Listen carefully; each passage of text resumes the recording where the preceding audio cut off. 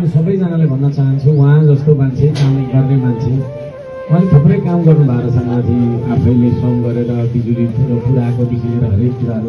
त्यसले गर्दा के देखिन्छ भन्दाखेरि चुनावको बेलामा काम गर्छु भन्ने मान्छे त्यो त सबैजना हुन्छ तर चुनाव अघि पछि त्यसले काम गरेको छैन समाजको लागि भनेर चाहिँ जनताको लागि भनेर त्यो बुझ्न चाहिँ सबभन्दा जरुरी छ। त्यहाँबाट मूल्य मिलाउनु मैले चाहिँ हाम्रो ध्रुव राईलाई अब अरू पनि थुप्रै थिए टिकट लिन आउने मैले उहाँलाई किन टिकट दिएको त श्रम संस्कृति पार्टी जस्तो एउटा नयाँ पार्टी हाम्रो समाजमा तपाईँले काम गर्ने मान्छे भनेर चिनेको होला होइन कि गफ गर्ने मान्छे भनेर चिनेको अब म जस्तो काम गर्ने मान्छेले खोलेको पार्टीमा ध्रुव राईलाई मैले किन टिकट दिएँ त भन्दाखेरि मैले त्यहाँ सबै बुझेँ बुझ्दाखेरि उहाँले चाहिँ अब त्यो होइन पर्यटनको लागि चाहिँ काम गरेको हैदेखि लिएर सबै कुरा उहाँले भन्नुहुन्छ उहाँले के गर्नुभयो त्यो सबै कुरा मैले भन्नु आवश्यक नहोला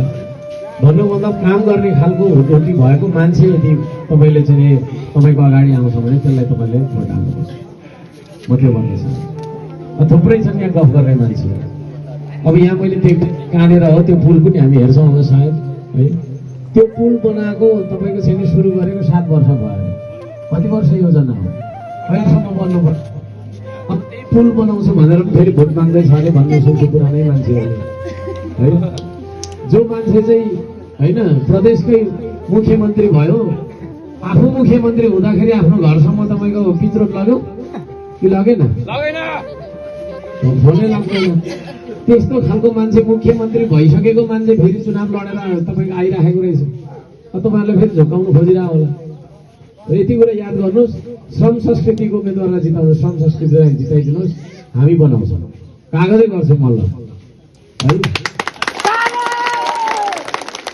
यहाँको पुल मात्रै नभएर हामी त दार्चुलाको तुइनको पनि कुरा गरिरहेको थियौँ अस्ति 8 वर्षको नानी बिचरा एउटा छैन यत्रो छैन होइन डोरीमा यसरी झुन्डेर जाँदै रहेछ डराइरहेको छ आमाले जा नानी के पनि हुँदैन है हिलमा पुगेर त्यो नानी खस्यो भने के हुन्छ। हामी भोजपुरको पुलको मात्रै कुरा गर्दैन भोजपुरमा त पुल बनाउनै पर्छ साथै दार्चुलाको त्यो तुइल पनि तपाईँको चाहिँ हटाउनु पर्छ त्यहाँ त हामीले श्रमदान गरेर झोलुङ्गे पुल बनाउने यो तपाईँको चुनाव पछाडि मैले सरकारी बजेटै प्रयोग नगरी है फेरि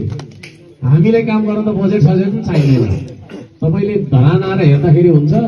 धरानमा कस्ता कस्ता हामीले पार्कहरू बनाएको छौँ सरकारको नगरपालिकाको 1 रुपियाँ लगाएको छ त्यस्तो खालको काम गरेर हामी देखाउँछौँ किनभने हामी इमान्दार छौँ हामी काम गर्छौँ भनिसकेपछि सहयोग पनि आउँछ सहयोग पनि दिन्छन् होइन हामी सबैजनाले मिलेर काम पनि गर्छौँ त्यसले गर्दाखेरि म सबैजनालाई भन्न चाहन्छु काम गर्ने पार्टी श्रम संस्कृति त्यो श्रम संस्कृतिको उम्मेदवार हो अन्जुलीमा माटो चुनाव चिन्ह माटो लिएर आएको हाम्रो चाहिँ के अरे खै मेरो माइक